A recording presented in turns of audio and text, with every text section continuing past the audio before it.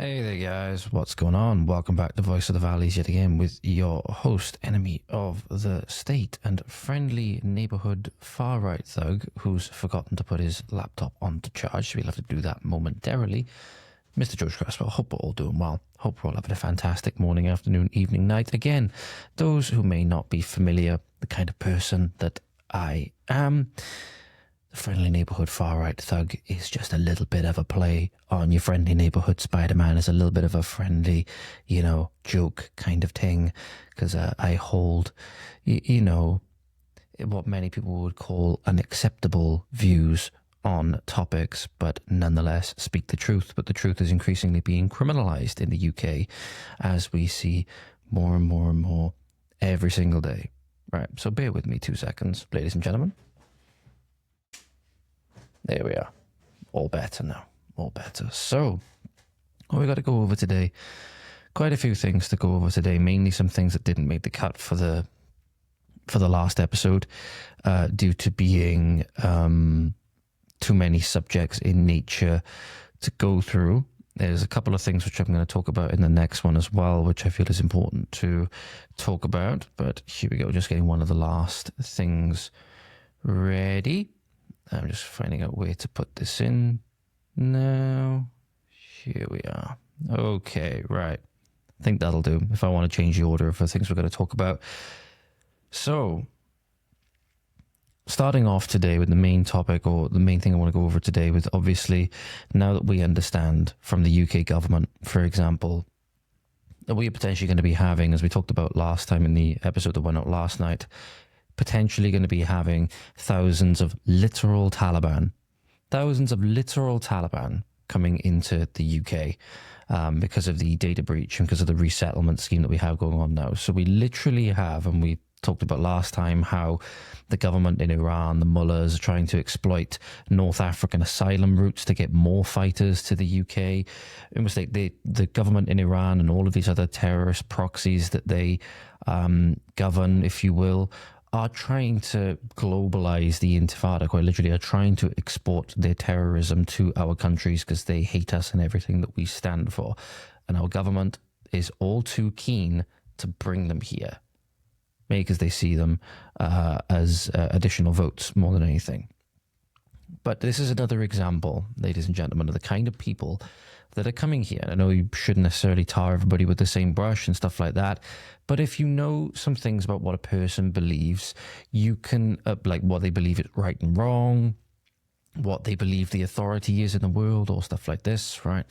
You can make some assessments. You can make some assessments on how they're going to react to certain things, how they're going to view you, how they're going to view your children, how they even view their own family, and things like this. And we're increasingly showing more and more and more. We're getting caught up in cult mentalities in the world recently, in this, because everybody's so scared, right? Because everybody's so scared. And I fully understand that. Because I'd be lying if I said that I wasn't as well. But this is a story which came across my X feed, and I actually left a comment under Inspiring Philosophy's post where he was talking about the death penalty for apostasy in Islam and stuff like that, where this is a case that came out of Uganda. 2 days ago, this was put up on Jihad Watch by Robert Spencer. And as long as I don't forget, guys, you'll find the links for all these in the show notes or descriptions down below as well. In Uganda, there was a Muslim convert to Christianity who was killed by his relatives after they broke into his home, found him praying with a Bible, and they murdered him. They stabbed him to death. So the death penalty for apostasy in Islam is part of Islamic law. So when you hear about all these people that now want to bring Islamic law into Britain, which literally, by the way, ladies and gentlemen, there's now been a British government advertised job for Sharia law administrator. So actually, I'll bring this up on screen first for you before I read any more of this article, because it's so important to talk about now. It's got to the point now where this is, make or break, basically. So this is the kind of thing that I'm talking about here, ladies and gentlemen. Sharia law administrator, posting date 24th of July this year, 23,500 per year, full-time. Closing date, my birthday this year. Jesus Christ, that's kind of fitting. That's weirdly fitting. For Manchester, in the Manchester Community Centre. So literally now, our government, which, by the way, pretender of the faith, Charles, right, is what I'm calling him now. I call him the Grand Mufti of Westminster, the Grand Mufti of London, the Grand Mufti of,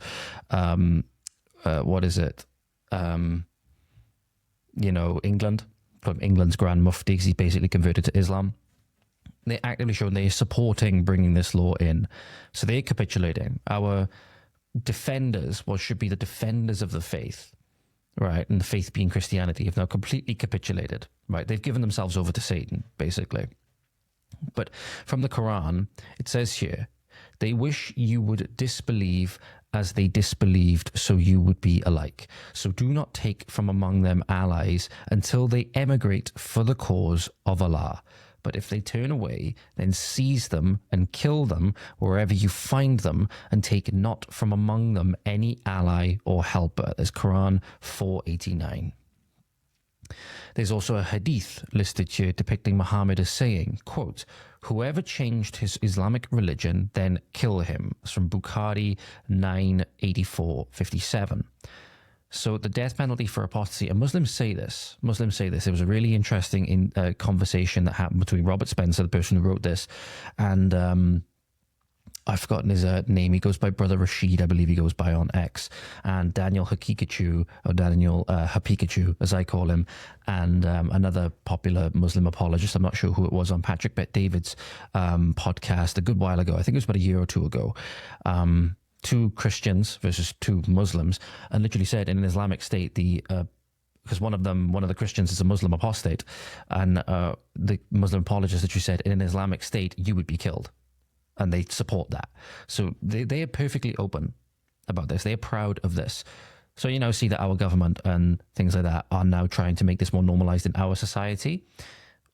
Most people, because they're weak in this country, they're weak in terms of their principles and morals, because they don't really have any. They'll convert with, just to save their lives. But yeah, this is the thing. This is colonization. This is colonization and imperialism. This is Islamic imperialism. But the thing that happened in Uganda recently, which is very, very sad to see, ladies and gentlemen, to say the least. So reported in the Morning Star News, July 22nd of this year, Muslim relatives of a new Christian break into home and kill him. So this is from Nairobi in Kenya, the Morning Star News is, but I believe it's relating to an incident that happened in Uganda. As I said, Muslim relatives of a Christian convert in eastern Uganda on Friday, so this is from July 18th, this incident happened, forced their way into this gentleman's locked home and killed him, stabbed him to death. So in April, I believe it was a gentleman by the name of Kasaja Abdul Maliki of Kaliro Village in Kaliro District, had locked himself in his house during a Friday mosque service to pray and study the Bible when his Muslim relatives burst in and stabbed him to death. His nieces said. He was 37. He was unmarried and began receiving questions from his family members about his absence from mosque prayers earlier this month. He responded, obviously he's not going to be open and tell people, even though, some people say that it's always immoral to lie in these things. But he responded that he was getting training as a welder. A week before his death, however, he was spotted leaving a church premise, and a Muslim neighbor informed his relatives. So then at 3 p.m. on the Friday, relatives heard Maliki praying inside his house in the name of Isa, or in the name of Jesus, petitioning Isa to save the family members. So he was praying for his family, because obviously this is going to be a grave insult to his family. They burst into the house. They they heard this strange way of praying they heard, and they found the house locked. They managed to get inside. They found him praying with the Bible placed beside him. They picked up the Bible and tore it into pieces, and then they were so angry they shouted the Islamic slogan Allah Akbar and began striking Maliki with kicks and blows. Soon more members of the family arrived with knives and sticks, led by her father, which I believe in this case would be his brother. I believe it would be, because this is his niece recounting this, so it would be his brother, would it not? Kalimu.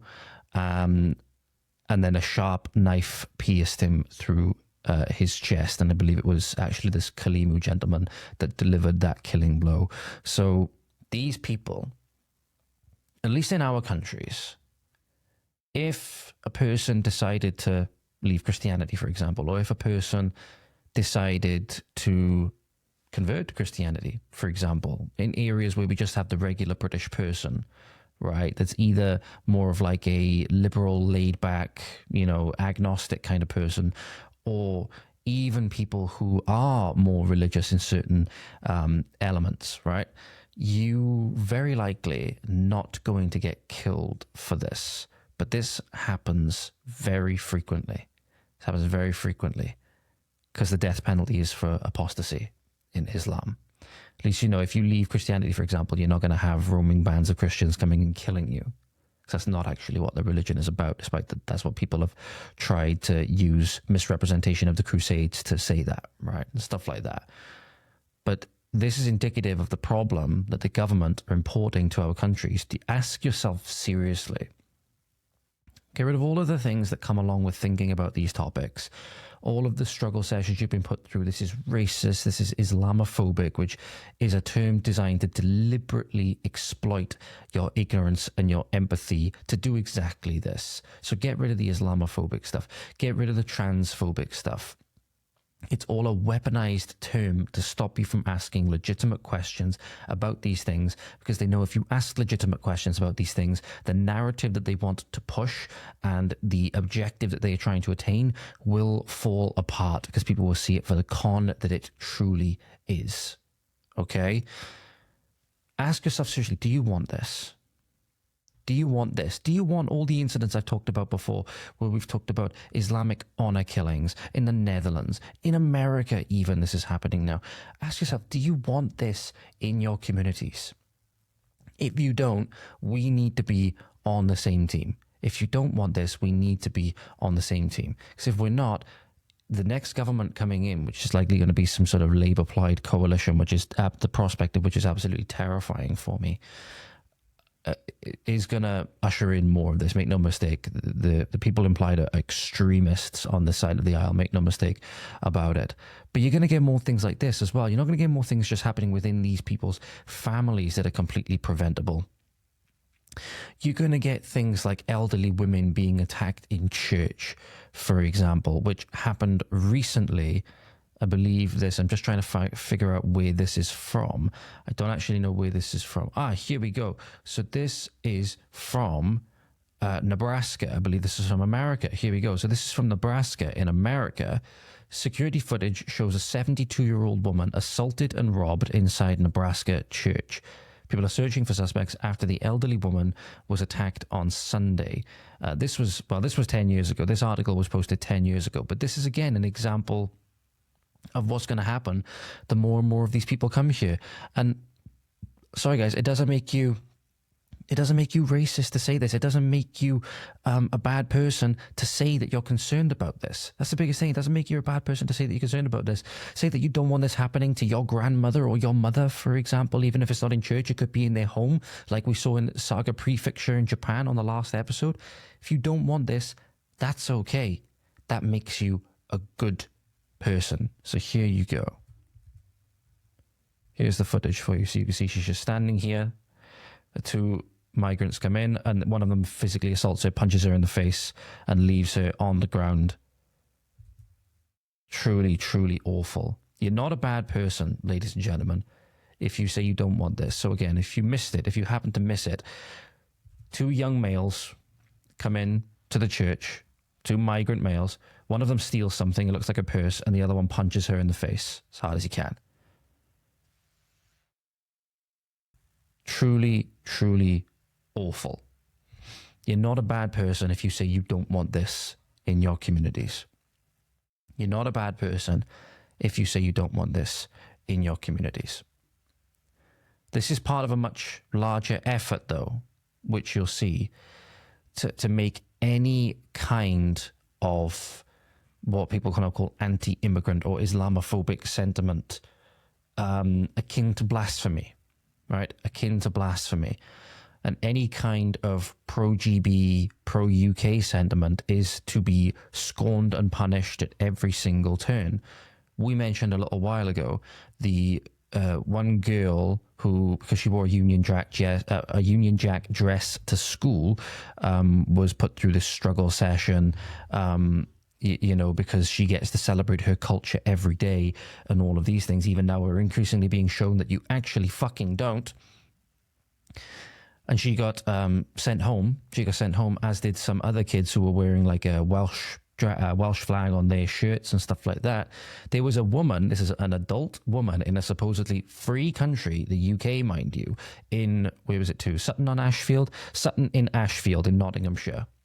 54-year-old woman who wore a Union Jack dress to Wetherspoons was turned away in the wake of anti-migrant protests that had occurred in the area. So no evidence that she had anything to do with this. She's just going up wearing a Union Jack dress, and she was turned away from Wetherspoons to, you guessed it, not to increase tensions. Not to increase tensions. If you cannot go out wearing a dress or any item of clothing with the emblem, the flag of your country on it, within your own country, because of the worries of increasing tensions within the community, maybe there's elements of that community that shouldn't be here. Maybe there's elements of that community that shouldn't be here. And you have to wonder, why would it inflame community tensions? And why are we tolerating that? So a woman wearing a Union Jack dress was turned away from a Wetherspoons so as, quote, not to increase tensions, unquote, after an anti-migrant protest in the area. Tanya Ostolsky, I believe that's how you say it, Tanya Ostolsky, 54, from Sutton in Ashfield, Nottinghamshire, says she was knocked back from the Picture House last night despite being a regular in the pub. Dozens of protesters had gathered in the town centre from 4:30 p.m. after Reform MP Lee Anderson went against police advice to make an unverified claim that a local man charged with rape was an asylum seeker, a quote-unquote asylum seeker, obviously. We have enough of a pattern now where you can make that claim, and odds are, at least there's a good chance, that it will be true. There's a good chance that it will be true. So we had the protest in Norwich on the weekend outside the Brook Hotel, because there was a man there that was accused of forcing a 15-year-old girl to, satisfy him with her hand, should we say. Truly, truly disgusting stuff. Obviously, that was the reason why James Harvey was arrested. It didn't stop the protest. It's not going to do anything. It's just going to pour petrol on the fire. Every time this stuff happens, it's going to pour more petrol on the fire. And it's only going to get worse and worse and worse. So the police are losing control, and you have to wonder why. We'll get into more of the police in a moment. It followed similar anti-migrant demonstrations outside the Bell Hotel in Epping near Essex and the Britannia Hotel in Canary Wharf in central London, which they actually tried to lie about. They actually tried to lie and say that it wasn't housing migrants, and then, because the truth always finds a way, they then, I think it was only a couple hours later, had to admit it. So again, showing that these supposed far-right Nazis that are just parents concerned about the welfare of their children and their communities are right all along, and they're just being falsely labelled at every single turn. They know people will still fall for it. And we're quite lucky. If you live in an area like mine, we're quite lucky at the moment that we don't have any of these in our local communities. I guarantee you, a lot of you who would accuse me, for example, of being racist and intolerant and all of these things, would change your tune very, very quickly if this was in your communities. I can guarantee you that. We are very, very lucky, and we should always remember that. Last night's protest in Sutton and Ashfield ended around 7 p.m. when protesters made their way back to where the gathering began, about 50 metres from the pub. Many of those who took to the streets were waving Union flags or wrapped in St. George's Cross flags, and had sought to get into the pub after the demonstrations were over. Clashes with bouncers outside the pub quickly ensued when they were denied access due to a no-flag policy. I do wonder if they would have done it if it was like a Palestine flag or something like that, because we did just have a woman recently. I'll see if I can find it a moment. I believe it's the next thing I wanted to talk about. Here it is. A woman was allegedly, she was with a baby, was her baby, presumably, obviously, was arrested for, believed, it doesn't say it on the video, but for anti-Palestine views by the police. We'll get into that in the next story, ladies and gentlemen. Pardon me. Ms. Ostolsky says she was holding a St. George Cross flag when she was refused entry by the bouncers on the door before putting it in her bag, hoping that it would allow her access. So if I just pull this up for you, ladies and gentlemen, this is Ms. Ostolsky, because this was published in, what's the paper that I'm reading this from? It's full online. It's just Mail Online, Daily Mail. This is from a Daily Mail Online, I believe it is. Yes, Daily Mail Online. So you can, again, find the link down below. This is the dress in question. So this is what she was wearing. There shouldn't be anything wrong with this, to go and wear this to Wetherspoons. Shouldn't be anything wrong with it. You can argue that it might be a little bit pretentious, or, you know, a little bit, you know, if you want to argue it's an ugly dress because of the color scheme and everything, you can make all those things. But should she be allowed in wearing it? Yeah, absolutely. The only reason she shouldn't be allowed in is if she's been removed from the premises for whatever reason, to do with like disorderly conduct, threatening people, too drunk, on drugs, whatever it might be. All of these other legitimate reasons to remove people from the establishment can still apply, but not because of dress choice, when there's nothing here that's, it's not like she's wearing a skin suit or body paint where you'd have a public indecency concern, right? It's nothing like that at all. It's just because it's a national emblem and they want to stamp this out at every single turn. They don't want any kind of nationalist pro-UK sentiment or pro-GB sentiment or pro-individual aspects of Great Britain. So pro-Welsh, pro-Scottish, pro-English, pro-Northern Irish and pro-Irish. You know, obviously Ireland not part of GB and stuff like that. But again, all part of the same thing, trying to clamp down on any kind of nationalist pro-native sentiment. The 54-year-old said she was absolutely disgusted when she was told by On the Door she wasn't allowed in because of her dress. She said, I go there all the time and they refused entry. They didn't let me in with my flag. The flag is the English flag, so why shouldn't I be allowed to have an English flag? It's our flag. It's our nation's flag. I wasn't being aggressive or anything. I didn't get leery or anything. Put the flag in my bag and they said I can't come in because of my dress. They kept refusing me. I'm probably going to get barred now. They just said, Tanya, you're not coming in. I feel absolutely disgusted. Why should I be refused entry for wearing a dress or flag? Absolutely.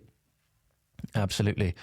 Spokesman for Wetherspoons, Eddie Gershon, said the decision was made to ensure calm in the area and is a, quote, matter of common sense. People are not going to forget this, though.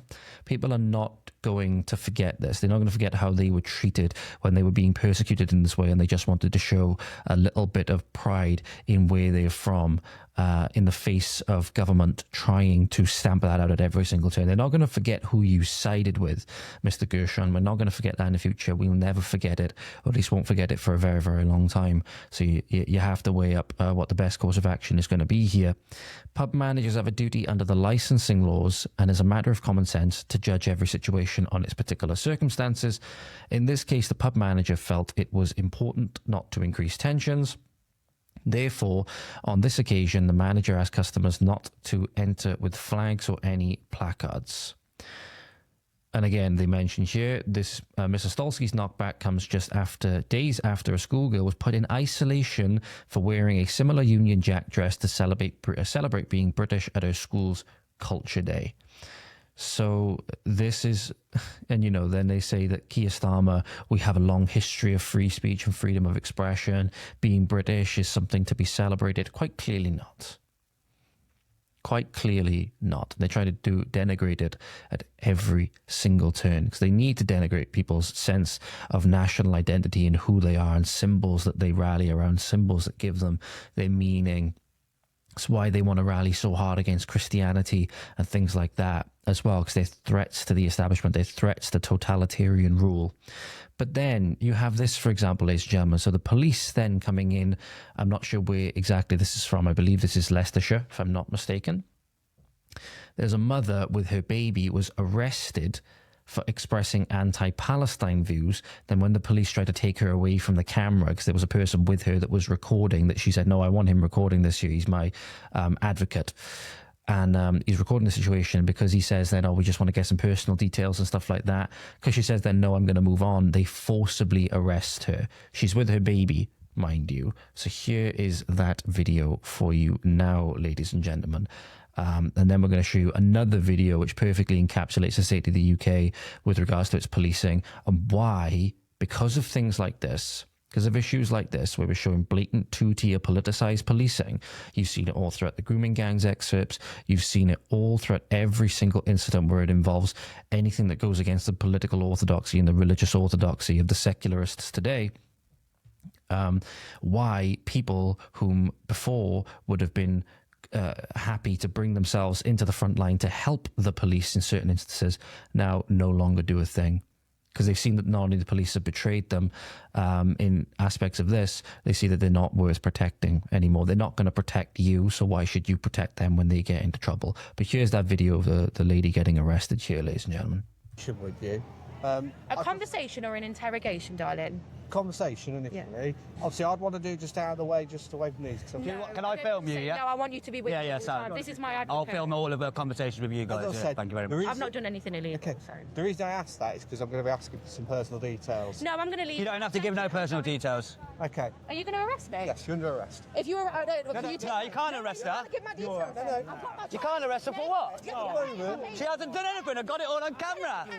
I've got it all on camera. Fucking jokers. She's got a baby with her as well. She's got a baby with her as well. So there we are. So this is the kind of stuff that we're dealing with in UK now. So as I say, she hasn't done a crime, but then again, you don't need to commit a crime in the UK anymore. Don't worry. You don't need to commit a crime in the UK anymore. Because as we've seen, was it causing offence? There was that infamous banner that happened the other day. Causing offence is an offence in itself. Now, I'm very offended by this.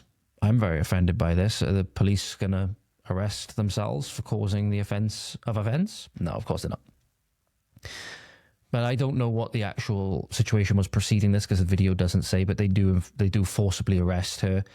I'm assuming the gentleman that is recording this, I'm assuming it's a friend or whoever it is, takes care of the child. I would hope so. But this is the thing. Police, and I'm seeing more and more people coming to me, for example, potentially with interviews in the future who've had incidents with police, with tragedies that have happened in their lives and stuff like that. Police are so non-empathetic. They're so like robots. They're like drones. They're like drones with a political programming, and there's no empathy. There's no care for the child's welfare or anything like that. When the woman here has committed no crime, obviously speaking out against the regime in any way is now deemed as a crime, and that is what happens in banana republics and the people's republics of North Korea and stuff like that. But then you have, for example, incidents, ladies and gentlemen, where what happens when the police get into trouble? What happens when the police get into trouble? We saw that video a couple of episodes ago, which was absolutely hilarious in some ways. Wouldn't be so hilarious if anybody had actually gotten hurt, but I don't think anybody did. Where because a police officer couldn't handle himself in a physical confrontation, he was screaming with terror for people around him, bystanders, to help him deal with a single assailant that wasn't necessarily massively bigger than himself or anything like that. I think he was smaller than himself, but because he didn't have a clue what the hell he was doing, he needed the help of like 3 or 4, possibly more bystanders, and it looked like the one was coming in to actually attack the police officer more. It's exactly what you're saying. And the police have shown that they've put all their eggs in the basket, usually of people that are of foreign descent, that actually don't care about us, don't care about our customs, coming here to take over all of these things. And the police want to give our countries over to them. They've shown that time and time and time again with how many girls they sacrificed on the altar of multiculturalism, to the rape gangs, all of these things, right? But then you got to wonder, who are they going to call on when they get into trouble? And then you see quite clearly that the British people now are not going to answer that call. They're not going to help them. They're not going to help them when they get into these kinds of situations where they are then in danger. You know, they could get done in the line of duty, so to speak. And this video here perfectly encapsulates it. And the person that put the caption on this video sums it up quite well as well. The UK, so Y-O-O-K-A-Y, UK, encapsulated perfectly in one video. The British police kept arresting those of us who spoke up, and now no one is willing to side with the officers anymore. And you see this now where they get into a situation where they're like this, and they often get mobbed, then usually by foreigners who then act in the interests of foreigners. They act on a sectarian basis, which in many ways is just human nature. And the police let them get themselves into a really bad position. But the people then who would have spoke up for them before, the people then who would have rushed to their aid before, won't do it anymore because they see that you didn't do that for them. And in many instances, you actively persecuted them. You sacrificed their daughters to multiculturalism and stuff like that, for example. But here's the video in question coming to you now, ladies and gentlemen, of this officer failing to deal with this suspect. And then you see the reaction of the people around him. And this is indicative of the problem of 21st century culture as well.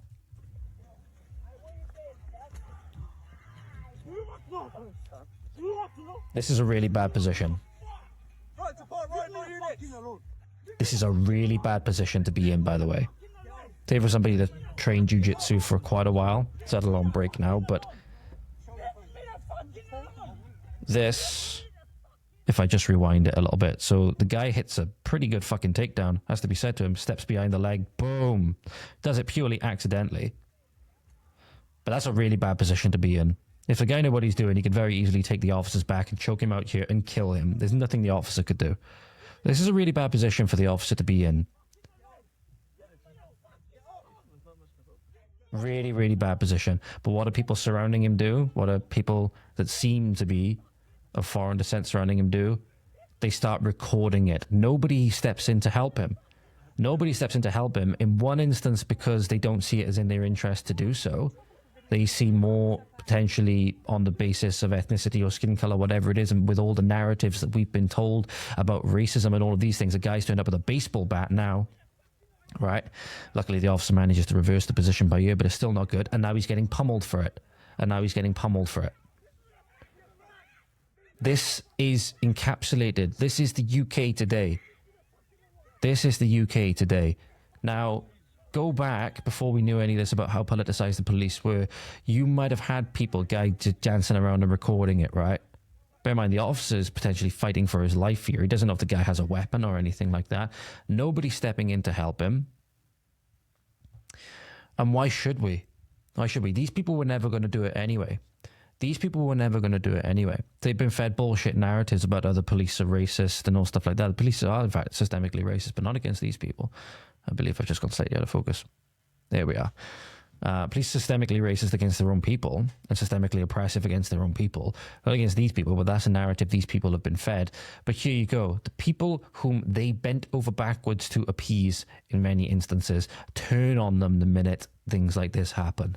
And then they look around and they wonder, where are the people that would have stepped in to help me before? Where are my fellow countrymen? Be like, no, you betrayed us. You committed an act of treason. Why should we help you? You disgusting traitor. Yeah, more and more police coming out now, ex-police officers saying, guys, when you put that badge on, you have to think about what the hell that you are doing. Is this a thing that's worth staying in? Because, yeah, you know, you're just being weaponized against your own people. Now on to the next thing now, because there was a recent protest which you would have seen take place in Epping, right? Recent protests you would have seen take place in Epping. And this is from Searchlight, and it's just kind of interesting because there's been a really weird thing that's happened recently because of internal, been following like the drama within like the Homeland Party and stuff like that, some of their activists, and there was a recent controversy involving one of their ex-members. I believe it's a guy known as Alexander Bramham, and went from being a... Oh, that's a nice sound. There we are. Went from being a Homeland, you know, what's called like an ultra-nationalist activist, right? To then giving interviews to Searchlight magazine, which is, I'm not sure if they're the exact same, but these guys were the first name that the Hope Not Hate guys went by, okay? So we're talking here, then going from one side all the way to the other, and I always thought he was never a very good fit for that side anyway. And for whatever you say about Homeland and the outlook and stuff like that, it was definitely, I think, not in their own best interests to bring a person like that in. But that's not what I'm commenting on here. I'm commenting on an article which is written in Searchlight. And it says here, Homeland bigots burn children's No Place for Hate banner in Epping. And I wanted to comment on this because I have so many mixed feelings about this, because the reason the Epping protests are happening to do with asylum hotels and all of these things, and it was all, you know, pretty much locals, right? It was all locals, so you can't deny this was like, you can't say that this was like a propped up, you know, protest by, you know, bigger organizations that are funding organizations like Stand Up to Racism and all of these things. This was a true peaceful protest from locals within the community. Okay, so you may disagree with how these locals think for the most part, but you highlight this. This was locals within the town where they live expressing their views and objecting to asylum seekers being housed in a hotel, I believe it was, and they actually were successful. They got, I believe it was the Bell Hotel, and they got it shut down. So it worked. This peaceful protest worked, and we're seeing now that public pressure works. But I feel sorry for the kids in this example that the work that they did, likely at the behest of their parents or whoever it was on the other side of the political spectrum, that then wanted to use them for political clout, which is what makes me really angry. And now, obviously, because what happened was this banner was taken and burnt by some of the activists, right? Some of the groups, right?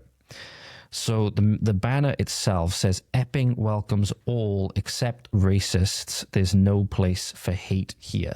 Now, the banner in itself is obviously contradictory, because you say this, Epping welcomes all. You can't welcome all and then not welcome some people because you don't like their views, right? So you can't say everybody welcome and then exclude anybody on any basis, okay? As a conversation for another time. It says there's no place for hate here, but you hate people that don't share your views. So quite clearly there is space, or there is place for hate here, just the things that you hate. So that's what I mean. This is not something that the children are going to be able to pick up on, this contradiction. This is something that was put into them by the adults. They used their children specifically for this, specifically to really discredit the other side and make them look really bad, like they hate kids and all things like that, when a lot of them are simply concerned for the children's welfare. A lot of them are simply concerned for the children's welfare. A lot of them, not necessarily all of them, are good people. You hear different things said about some of the people that were at this protest doing these things and stuff like that. But a lot of the people at this protest are simply concerned parents, and then you have likely parents or guardians, whoever it is, on the other side that are weaponizing their children for political clout. That is an awful thing to do. And then I feel bad for the children when what happened was the banner was taken and then it was burnt. So Callum Barker, the Homeland Party activist, has been central in organising the quote-unquote racist protest in Epping, and Kai Stevens, the party's Norfolk organiser, posted these pictures of the banner being stolen, brandished, and then burnt. So here, that's them holding the thing upside down. So here you go. So this is the photo in question, where this is from, if I can I make this a little bit bigger? Oh, hang on a minute. I'm just trying to see if I can open this in a new tab. Here we go. There we are. So this is I should get up an image of the banner first. So this, ladies and gentlemen, is the banner that the kids created. And they're kids, right? You can't fault the kids for wanting to do something that they see is good, right? Let me see if I can line it up a little bit better for you. There we go. So apologies for the quality. The quality might be a little bit low. But here it says, Epping welcomes all. It's on this white banner. Some of the letters have been made to look like they've been made out of like patchwork and stuff like that. Then in big black letters, it says racists. And then it says there's no place for, and again, hate is in bold black letters as well.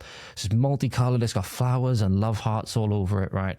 So this is something that, children would likely create, right? And these children think they're doing a good thing, and it's good that children are empathetic and stuff like that, but it's showing this is where adults want to weaponize that for their own political ends. So then Searchlight jumps on it, and it makes these people, who you might have other reasons to say that these people are really, really bad people, but objecting to foreign military-age males being put in their communities en masse without their consent is not one of them. But then this is the thing. This is then the banner being burnt inside someone's fireplace in their home. And it says here from Kai Stevens' X page, Epping, true British patriots have burnt the leftoid slop. So that's why I'm in mixed feelings about this, because I support people's right to protest and support people in making sure that there's not massive amounts of military-age males, often predatory towards children, being housed in their communities against their consent, against their wishes, as part of a wider government drive to not only replace us, but put us into a permanent one-party slave state, because we won't be able to vote our way out of it anymore. But I feel sorry for the kids. I feel sorry for the kids that have been misled and hurt in this way now. I do. Because now they're going to remember this. They're going to remember this and now grow up with this potentially distorted view of what the other side is like because of how this was treated, because of how their work was treated. And they should never have had any part in it in the first place, in my opinion. It would have been better if they just kept them out of it. It would have been better if they just kept them out of it. Because these are adult issues. I spoke about this before when the Lib Dem person, whoever his name was, took a bunch of kids to Parliament, took a bunch of kids to Parliament about easier routes of asylum to the UK and was weaponizing children towards their own destruction. Like, these are adult issues. These kids should have no say in such, powerful and important issues as immigration and asylum issues, right? That directly affect the very fabric of this country, the demographic makeup of its people, its customs, everything. Everything. Kids should have no say in this. These are adult issues. And it makes me sick that they would be weaponized in this way. And then the sadness of the children would be used for political ends. It just makes me very, very sad. And I do feel sorry for the kids. As I said, everything is part of this globalized, if you will, propaganda campaign. So this broke recently as well, where it all ties in together. UK government has allegedly paid social media influencers for covert propaganda. So this is from GB Politics. I'm not sure where this excerpt of whatever it is that I'm reading is actually from, because it's just a screenshot. Let me have a look. Where is it? And it makes you think about people like Gary's Economics and all these other people, right? It makes you think about what they're trying to push. So it says here, the UK government is secretly paying foreign YouTube stars to publish propaganda videos revealed by Declassified. A 3-year investigation has found that online influencers are made to sign legal contracts banning them from disclosing the government's involvement. Whitehall officials gave, quote, feedback, unquote, on each video before the influencers are allowed to publish them. The work is coordinated by a London-based media agency, Zinc Network Limited, on behalf of the Foreign Office in a deal worth nearly £10 million of public money. You paid for this. You paid to have propaganda shoved down your throat, or shoved down the throats of other people with foreign influences. The really shocking thing here, if you will, is that this was co-founded by a former Conservative Party spin doctor. The company has won lucrative contracts from the UK, US, and Australian governments, becoming a major player in Western influence operations. So this is what I mean. Everything has been a massive propaganda campaign. Damn near everything has been a massive psyop. So we have got the article here from Declassified UK. Zinc has previously been exposed for secretly setting up Muslim news platforms on Facebook as part of the government's counter-extremism prevent strategy. But the company's foreign influence tactics can now be exposed thanks to whistleblowers, leaked documents, freedom of information disclosures, and analysis of dozens of LinkedIn profiles. So we have election interference. One former employee described Zinc's work as state propaganda, quote unquote, and accused it of interference in foreign elections. Another said the relationship with some online influencers was, quote, extremely exploitative, unquote. In recent years, the company has recruited hundreds of internet celebrities for various clients, particularly in Central and Eastern Europe, key battleground in the information war with Russia. Everything is always fucking Russia at the moment. Makes you think, did this have anything to do, did the UK government have anything to do with what was going on in the Romanian elections? What was going on in the Romanian elections? Did they try to influence the Polish ones, right? That luckily Karol Nawrocki won anyway.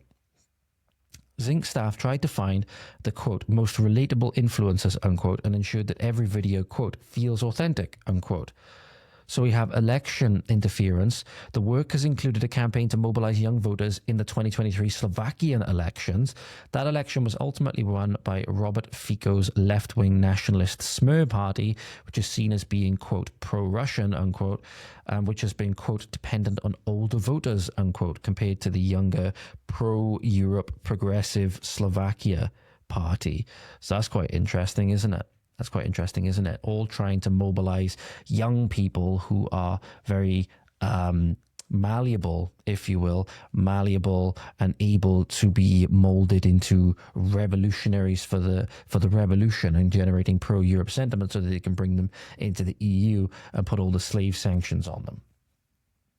One former employee said that by targeting younger voters, Zinc Network's campaign amounted to, quote, interference in a sovereign country's internal affairs. Sorry, interference in a sovereign country's internal affairs. Source said that the company's executives, quote, see the world through their British eyes, unquote, adding it looked like dictating the foreign will. So is this a case of, again, another aspect of pseudo-colonialism on the part of the modern British now, where, oh, it's okay if we do it? Oh, we have to look at colonialism in the past and we have to call it evil and all of this, and we have to use that to fuel the replacement narratives. But when we do some kind of through our British eyes and we do colonialism that way, that's okay? Of course it is. There's always rules for thee and not for me. And that comes through in the Online Safety Act as well. So the Online Safety Act is something that's just published, which if you, in the UK, you see a lot of things now like, oh, this content has been temporarily restricted until X can verify your age, even though there is no way to verify your age on X at the moment. But do you want to know the kinds of illegal content and activity platforms need to protect users from that are set out in the Act are? Now, some of them are, obviously very good, right? So child sexual abuse, extreme sexual violence, extreme pornography, fraud, right? Inciting violence, promoting or facilitating suicide, intimate image abuse, right? Do you want to know what's also on there, though, ladies and gentlemen? Illegal immigration and people smuggling. I wonder why that one's on there.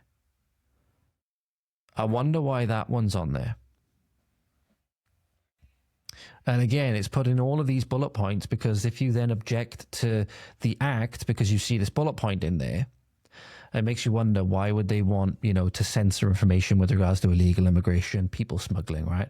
Why do they want to censor information towards racially or religiously aggravated public order offences?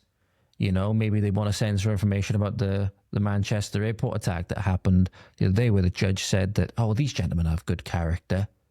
I think the verdict's in. I haven't seen the verdict yet. But obviously, if you then say, sorry, ladies and gentlemen, you had a big vibrate there, and I just wanted to, I didn't know if it was, that was a bit thing. Oh, well, sorry, ladies and gentlemen, that really took me by surprise. Because then if you say, oh, no, we should repeal the Online Safety Act. Oh, well, hang on. You want kids you want to see child sexual abuse? You want to see extreme sexual violence, extreme pornography? Like, no, I understand that this is being done to curtail people's freedom of speech on these issues that adults really should be interested in, which I believe, I was going to talk about this in the next episode, but this is something I will talk about now. There was a video that came out recently that somebody shared, and it said here, where's the video? I did bookmark it, didn't I? There it is. I've got it. Oh, wait, what? Where'd it go? There it is. So this is a video. Now, I haven't watched this video yet because I was going to talk about it on the next episode, but this is a video. Barry Gardiner, a Labour MP, has, I'm going to say allegedly at the moment because I haven't seen the video, we're going to watch it together, finally admits the online safety bill is to stop adults' free speech that they don't like. So yeah, it might not be in those exact terms, but this is video really showing what, I might look foolish after playing this, I don't know, what the bill was always about from the very, very start. Online commit if it's to just about children, is it just about children, or does do it you focus on think adults? that should be an elite squad? Barry, does it just protect it's not- 13-year-old I'm sorry, girls? the elite squad is not about children. Actually, shall I read you the thing? An elite squad of police officers is to monitor social media for anti-migrant sentiment. I don't think 13-year-olds are engaging that. So, is it also to monitor adults? Simple question, yes or no? Yes, of course it will. Okay, there we go. Look, sorry. There we are. There we are. Fantastic. I'll play it for you one more time, ladies and The elite gentlemen. squad of police officers is to monitor social media for anti-migrant sentiment. I don't think 13-year-olds are engaging that. So, is it also to monitor adults? Simple question, yes or no? Yes, of course it will. Okay, there we go. Look, sorry. There we are. So there we go. Literally just says to monitor anti-migrant sentiment. And that's a perfectly good reason why people should be against this bill. Should be against this bill, because it is being done to purposely stop people from talking about what they know is a problem and things that are getting away from providing resistance to what the government does not want you talking about, because they want to go through with these initiatives and they just don't want people getting in the way.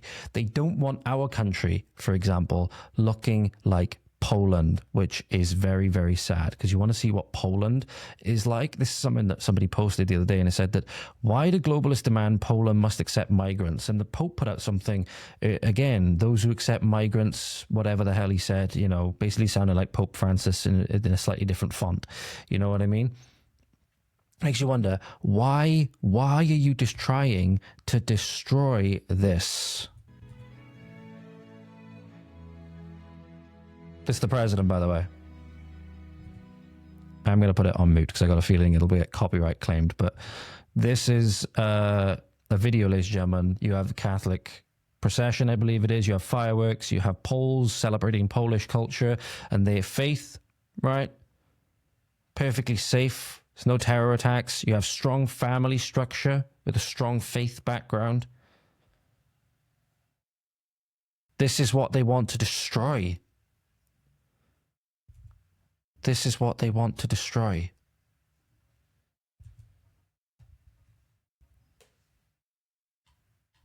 It's awful. It's awful. Well, another example of what's going on with the government trying to hide things from the public, ladies and gentlemen, was what was disclosed by Disclosed TV. Researchers conspired to hide tests to dim the sun to avoid scaring the public, comms show. Conspiracy, conspiracy, quote unquote.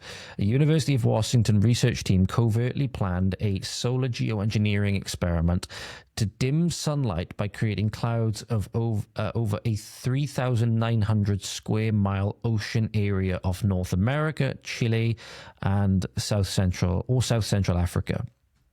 The Marine Cloud Brightening Program, backed by billionaire donors like Chris Larson, deliberately withheld plans from the public and local officials to, quote, avoid scaring them, unquote, as revealed in internal texts. A smaller test on a retired aircraft carrier in Alameda, California, was halted in June 2024 after city officials, unaware until media reports surfaced, banned it for violating lease terms. So, Wednesday, August 23rd. A lot of big things being said and happening on my birthday the last couple of years. It says here, it's a text here, ladies and gentlemen. Andrew wants to do an early morning TMW, I'm assuming team meeting, something, in advance of a strategy meeting with Jess, and I am fading already. Do you think you can manage the Hornet meeting without me? I'd be looking for good write-up of specifics, but I think Jessica is proceeding well there. Happy for you to ask about the city manager, and I can follow up on connecting. We already had that information from earlier. You can mention that we think it's safest to get air quality review help and are pursuing that in advance of engaging, but I'd avoid, pardon me, scaring them. It says overly, but I'm assuming it means overtly. We want them to work largely on the assumption that things are a go. Team secrecy extended to strategic concealment. A silver lining communications strategist, Jesus Chavez, or Jesus Chavez, however you say it, explicitly directed there shall be no mention of the study taking place in Alameda in a November 2023 email. Internal documents show that researchers avoided engaging Alameda leaders, relying on museum staff to manage relations while downplaying risks to ensure cooperation. Plans for a larger test costing $10 to $20 million involved seeking federal ships and funding from the NOAA, which I believe is the National, it's like Aeronautics Administration, something like that. Oceanic and Aeronautics Administration, I think it's called, and the Department of Energy. But these prospects faded after the Alameda backlash and Trump's re-election. It says here, from this message, I'm not sure where this is from, an initial limited field study would involve establishing multiple parallel sea salt aerosol plumes on multiple platforms traversing a region of the minimum size necessary to observe a significant change in cloud brightness, known as albedo. This is approximately 100 kilometers by 100 kilometers. In this experiment, the multiple plumes would disperse and create a single broad perturbed area downwind. At such scales, meaningful changes in clouds will be readily detectable from space using current satellite sensing technology alongside surface and aircraft observations to capture aerosol and low cloud properties. Again, it should surprise you none that it's relied on partnership with whatever UW stands for, SRI International and Silver Lining.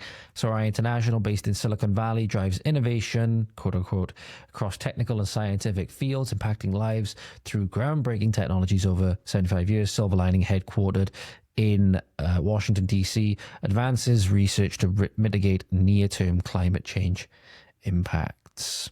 So basically, researchers, and this is where, again, I made a podcast a little while ago on my other podcast titled Conflicts of Interest, and I talked about how I still think a lot of it is true. A lot of time, like, researchers, even if they have questionable sources of funding, they do sometimes secure, that there's going to be no iffing with the results and stuff like that. I'm not saying that the entire scientific enterprise is, bunk or anything like that.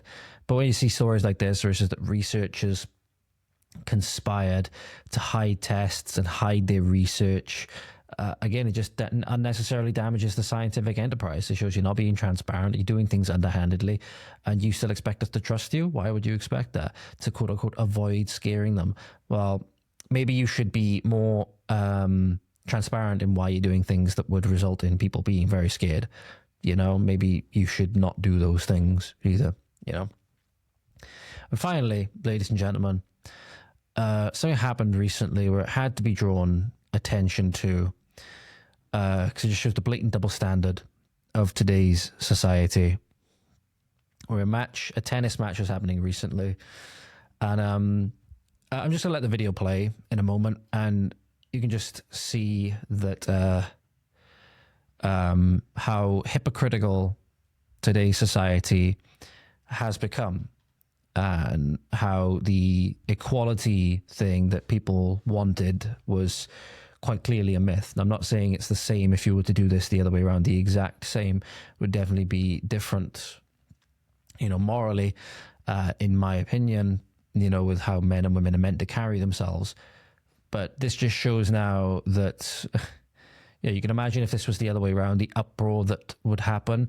This is just perfectly encapsulating the double standard that now exists in society, with regards to, obviously, feminism is one thing. The ultimate fruit of this, I think, is feminism, and that it's okay to objectify men in the same way that it's not okay to objectify women, obviously.